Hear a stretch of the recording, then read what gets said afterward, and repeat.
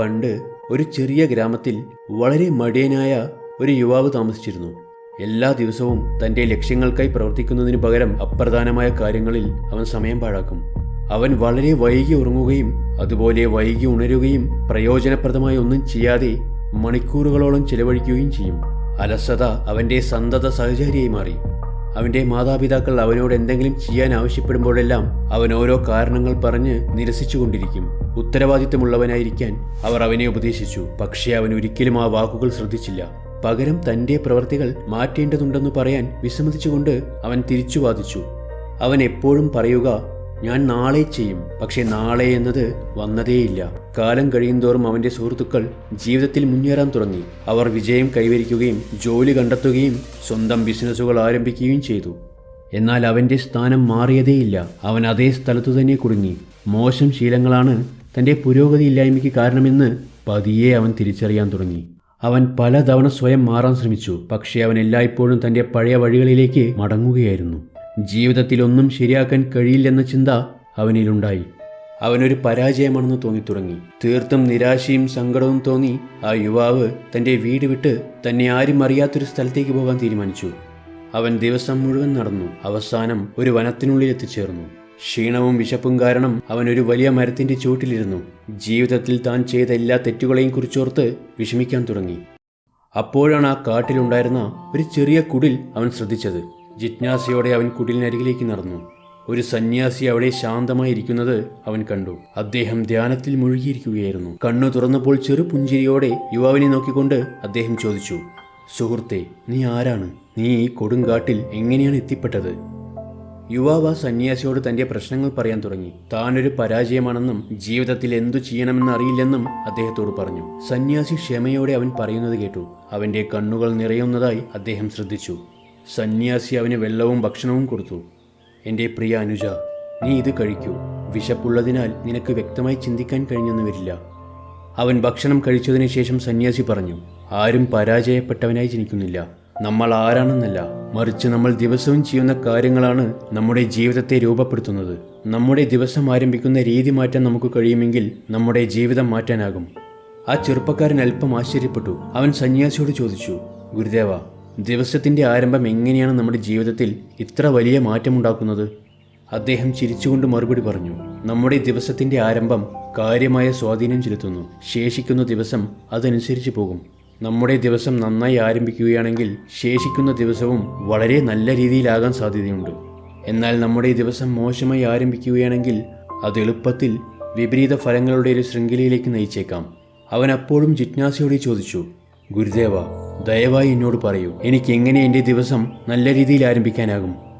സൗമ്യമായ പുഞ്ചിരിയോടെ സന്യാസി മറുപടി പറഞ്ഞു, സത്യത്തിൽ ഇത് വളരെ ലളിതമാണ്. അത് രാവിലെ എഴുന്നേൽക്കുന്നത് ശീലമാക്കുക. ഈ ഒരു ചെറിയ ശീലം നിന്റെ ജീവിതത്തിൽ മറ്റു പല നല്ല മാറ്റങ്ങളിലേക്ക് നയിച്ചേക്കാം. ഒരു പൂവ് വിരിയുമ്പോൾ തേനീച്ചകൾ താനേ അതിലേക്ക് വരും. അതുപോലെ നമ്മൾ നേരത്തെ എഴുന്നേൽക്കാൻ തുടങ്ങുമ്പോൾ മറ്റു നല്ല ശീലങ്ങൾ സ്വാഭാവികമായും പിന്തുടരാൻ തുടങ്ങും. ഇത് സ്വയം അച്ചടക്കത്തിലേക്കുള്ള ആദ്യ പടിയാണ്. നമ്മുടെ മനസ്സിനെ പരിശീലിപ്പിക്കാൻ നമ്മൾ ആഗ്രഹിക്കുന്നുവെങ്കിൽ നേരത്തെ എഴുന്നേൽക്കുന്നതിനേക്കാൾ മികച്ചൊരു മാർഗമില്ല. അപ്പോൾ യുവാവ് ചോദിച്ചു, പക്ഷേ ഗുരുദേവ, നേരത്തെ എഴുന്നേൽക്കുന്നത് എങ്ങനെയാണ് എൻ്റെ ജീവിതത്തിലേക്ക് മറ്റു നല്ല ശീലങ്ങൾ കൊണ്ടുവരിക? നോക്കൂ പുത്ര, നമ്മുടെ ശരീരം ശരിയായി പ്രവർത്തിക്കാൻ ഏകദേശം 8 മണിക്കൂർ ഉറക്കം ആവശ്യമാണ്. നമ്മൾ നേരത്തെ എഴുന്നേൽക്കാൻ തുടങ്ങുമ്പോൾ സ്വാഭാവികമായും നമ്മൾ രാത്രി നേരത്തെ ഉറങ്ങാൻ തുടങ്ങും. ഇത് നമ്മുടെ മൊത്തത്തിലുള്ള ഉറക്കത്തിന്റെ ഗുണനിലവാരം മെച്ചപ്പെടുത്തും. ഇത് നമ്മളെ കൂടുതൽ ഉണർവുള്ളവരും ഊർജ്ജസ്വലരും ദിവസങ്ങളിലെ വെല്ലുവിളികൾ ഏറ്റെടുക്കാൻ തയ്യാറുള്ളവരുമാക്കും. ഇത് സ്ഥിരമായി ശീലിച്ചാൽ നമ്മുടെ ജീവിതം കൂടുതൽ ചിട്ടയോടെയും അച്ചടക്കത്തോടെയും മാറുന്നു. നമ്മുടെ ജീവിതത്തിൽ അച്ചടക്കമുണ്ടാവുമ്പോൾ അലസത, നീട്ടിവെക്കുന്ന ശീലം എന്നിവ പതുക്കെ അപ്രത്യക്ഷമാവും. സന്യാസി തുടർന്നു, നേരത്തെ എഴുന്നേൽക്കുമ്പോൾ ലോകം തിരക്കിലാകുന്നതിന്റെ മുന്നേ തന്നെ നമുക്കൊരു തുടക്കം നൽകുന്നു. നമ്മുടെ ചിന്തകൾ ക്രമീകരിക്കാനും വ്യക്തമായ ഉദ്ദേശങ്ങൾ സജ്ജീകരിക്കാനും പ്രാധാന്യമുള്ള ചുമതലയിൽ ശ്രദ്ധ കേന്ദ്രീകരിക്കാനും ഇത് നമ്മളെ അനുവദിക്കുന്നു. രാവിലെ എഴുന്നേൽക്കുന്നവർക്ക് പലപ്പോഴും ദിവസത്തിന്റെ ആദ്യ കുറച്ചു മണിക്കൂറുകളിൽ കൂടുതൽ കാര്യങ്ങൾ ചെയ്യാൻ കഴിയും.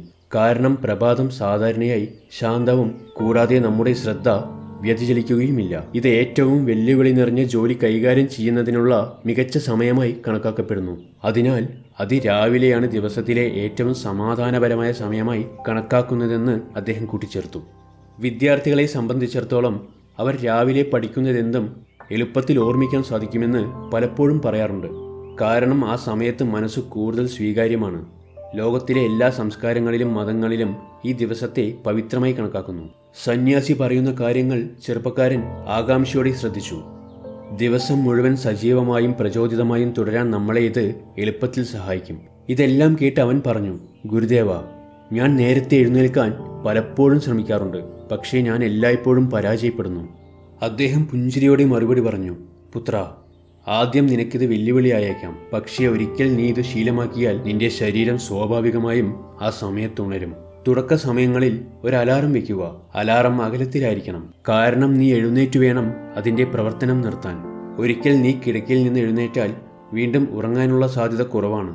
സന്യാസി പറഞ്ഞു, ഇപ്പോൾ നീ വീട്ടിലേക്ക് മടങ്ങുക. നിന്റെ മാതാപിതാക്കൾ നിന്നെക്കുറിച്ചോർത്ത് ആശങ്കയിലായിരിക്കും. നേരത്തെ എഴുന്നേൽക്കുന്ന ഈ ഒരു ലളിതമായ ശീലം നിന്റെ ജീവിതത്തെ മുഴുവൻ മാറ്റിമറിക്കുമെന്നും നിന്റെ യാത്രയിൽ അച്ചടക്കവും സമൃദ്ധിയും കൊണ്ടുവരുമെന്നും എപ്പോഴും ഓർക്കുക. നിന്റെ ഉപബോധ മനസ്സ് അത് ആഗിരണം ചെയ്യും. താമസിയാതെ നിന്റെ ജീവിതത്തിൽ മാറ്റങ്ങൾ കാണാൻ തുടങ്ങും. സന്യാസിയുടെ വാക്കുകൾ അവൻ ഊർജം നൽകി. ആത്മവിശ്വാസത്തോടെ അവൻ എഴുന്നേറ്റു നിന്ന് സന്യാസിയെ ആദരപൂർവ്വം വണങ്ങി. സന്തോഷത്തോടെ അവൻ വീട്ടിലേക്ക് മടങ്ങി. സുഹൃത്തുക്കളെ, നിങ്ങളുടെ ജീവിതം മാറ്റാൻ ആഗ്രഹമുണ്ടെങ്കിൽ എല്ലാ ദിവസവും അതിരാവിലെ എഴുന്നേൽക്കാൻ ആരംഭിക്കുക. എന്നെ വിശ്വസിക്കൂ, ഈ ഒരു ശീലം നിങ്ങളുടെ ജീവിതത്തിൽ നാടകീയമായ പരിവർത്തനം വരുത്തുകയും നിങ്ങളെ വിജയത്തിലേക്കുള്ള പാതയിലേക്ക് നയിക്കുകയും ചെയ്യും. പ്രഭാത വെളിച്ചം നമ്മുടെ ശരീരത്തിലെ സെറട്ടോണിന്റെ അളവ് വർദ്ധിപ്പിക്കുന്നു. ഇത് സന്തോഷകരമായ ഹോർമോൺ എന്നും അറിയപ്പെടുന്നു. കൂടാതെ ഇത് സ്ട്രെസ് ഹോർമോൺ എന്നും അറിയപ്പെടുന്ന കോർട്ടിസോളിന്റെ അളവ് നിയന്ത്രിക്കാൻ സഹായിക്കുന്നു. ഓരോ സൂര്യോദയവും ഓരോ ദിവസവും പുതിയ തുടക്കത്തിന്റെ വാഗ്ദാനങ്ങൾ ഉൾക്കൊള്ളുന്ന ഒരു സൗമ്യമായ ഓർമ്മപ്പെടുത്തലായിരിക്കട്ടെ എന്ന് ഞാൻ പറയാൻ ആഗ്രഹിക്കുന്നു. എന്തെന്നാൽ സ്വപ്നങ്ങളെ യാഥാർത്ഥ്യത്തിലേക്ക് മാറ്റാനുള്ള ശക്തി നിങ്ങളുടെ ഉള്ളിൽ തന്നെയുണ്ട്.